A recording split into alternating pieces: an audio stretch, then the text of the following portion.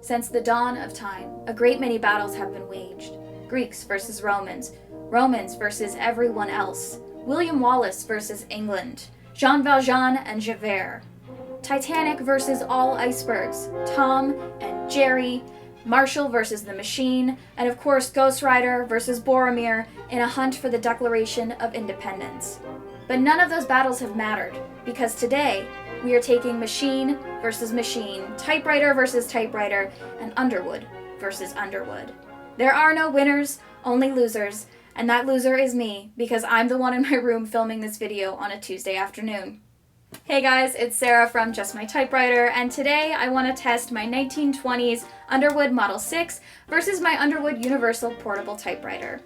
These two typewriters are staples in my collection. This is Claire, my 1920s Underwood Model 6. I did some repair on her when I first got her, but she was a Christmas present, and she's been one of my favorite machines to work with. She's great for crafting, a lot of hefty typing jobs, and she's just been a great thing to add to my collection.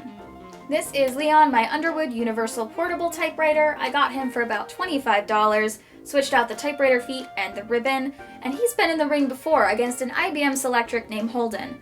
I do believe he lost that battle, however. As a typewriter, Leon is not one that I gravitate toward naturally, but I have been trying to use him more often recently, and I tried to teach my dog how to use a typewriter, and this is the machine that I use for that just because it's smaller in size, it's easier to carry around, and my dog is about 6 pounds, and this was the only typewriter I had that was relatively comparable to her size. So it's time to place my Underwoods against each other in this battle royale. And so the test was on. I decided to start with some white paper in both typewriters, and this rolled through both of them pretty easily. I did, however, have to use some pressure on the Underwood Model 6 to get her to grip the paper to begin with.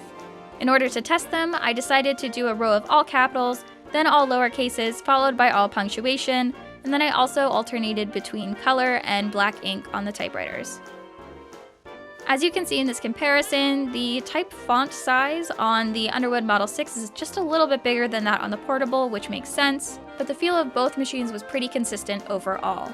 I did, however, kind of like the feel of the heavier typewriter, just because it wasn't moving around as much, but again, that is a preference thing, and I was not using a typewriter mat. The second test was a little bit heavier paper, this brown, almost cardstock-like consistency paper. It rolled through both machines pretty easily. However, on the Underwood Model 6, you'll notice that it takes me a couple hits on the carriage return to even get the paper to move up a line. The third and final test was the heaviest paper I own, which are these cardstock postcards. Neither typewriter wanted to accept them, and even with pressure applied, they did not go through. Overall, I would say the typing experience on both machines is pretty nice. I like having both machines in my collection just because I can test them against each other. They have very different purposes for me, and like I said at the beginning, there are no winners in this battle royale.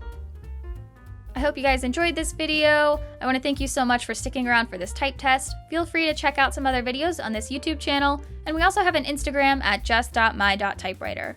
Thanks so much for watching, and I want to remind you that you're just my type writer.